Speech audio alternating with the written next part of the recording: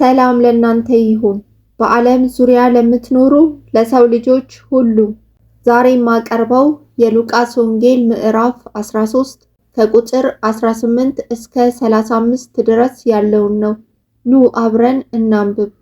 እርሱም የእግዚአብሔር መንግሥት ምን ትመስላለች? በምንስ አስመስላታለሁ? ሰው ወስዶ በአትክልቱ የጣላትን የሰናፍጭ ቅንጣት ትመስላለች። አደገችም፣ ታላቅ ዛፍም ሆነች፣ የሰማይ ወፎችን በቅርንጫፎቿ ሰፈሩ አለ። ደግሞም የእግዚአብሔርን መንግሥት በምን አስመስላታለሁ? ሴት ወስዳ ሁሉ እስኪቦካ ድረስ በ3 መስፈሪያ ዱቄት የሸሸገችውን እርሾ ትመስላለች አለ። ወደ ኢየሩሳሌም ሲሄድ ከተማዎችንና መንደሮችን እያስተማረ ያልፍ ነበር። አንድ ሰውም ጌታ ሆይ የሚድኑ ጥቂቶች ናቸውን? አለው። እርሱም እንዲህ አላቸው፣ በጠበበው በር ለመግባት ተጋደሉ።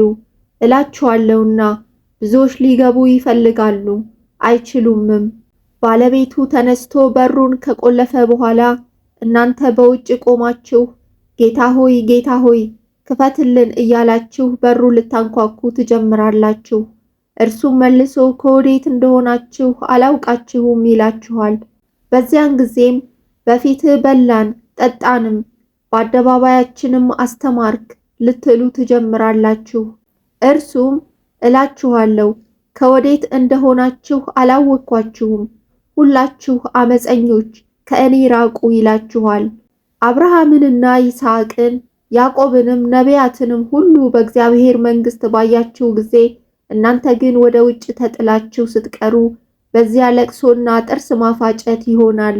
ከምስራቅና ከምዕራብ ከሰሜንና ከደቡብም ይመጣሉ፣ በእግዚአብሔርም መንግሥት በማዕድ ይቀመጣሉ።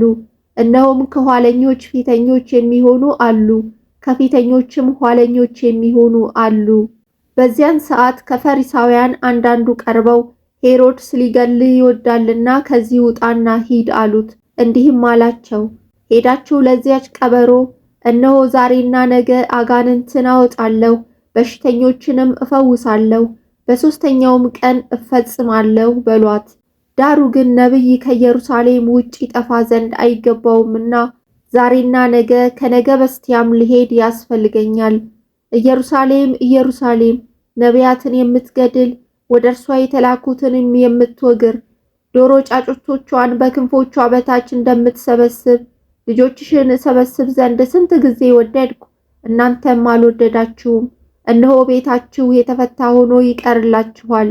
እላችኋለሁም በጌታ ስም የሚመጣ የተባረከ ነው እስክትሉ ድረስ ከእንግዲህ ወዲህ አታዩኝም።